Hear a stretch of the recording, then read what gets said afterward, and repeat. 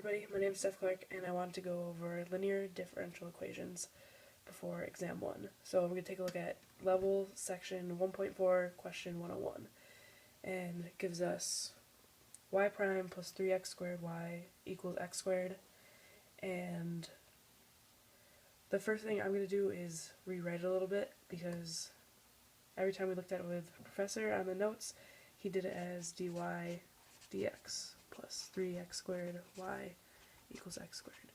And to do this, because it's linear, we can find the p of x, which is right here, the 3x squared. So we're going to do our p of x equals 3x squared, and then our mu of x, which is our integration factor, is going to be e raised to the integral of 3x squared dx, which turns into e to the x cubed.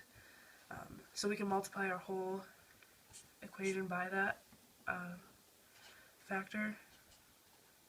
So we end up with e to the x to the third dy dx plus 3x squared y, 3x squared e to the x to the cubed y equals e to x cubed x squared. And then we can break that down further into d dx of e to x to the third y equals e x cubed x squared. Then we can integrate both sides to the dx, and with our integration factor here, we manipulate the equation in a way that this is what we can just bring down after we integrate. So that's pretty easy. This was one of the concepts I wasn't really sure on, but shout out to Aiden for helping me on that one. Explain this in an awesome way. I can do this now, and helps in a lot of the different applications we do in this course. It'll help with circuits. I noticed especially we use this method. And then the other side, when we integrate, is going to be ex cubed over 3 plus c, and then we divide everything by ex cubed,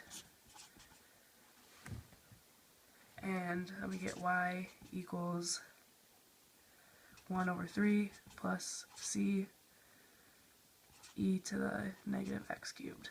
And the problem just asked us to look for this answer with our constant here, but if we were given an initial value, we could solve further to find out what c is, and we can verify that this all works with the applet. I'll let it adjust a little bit here.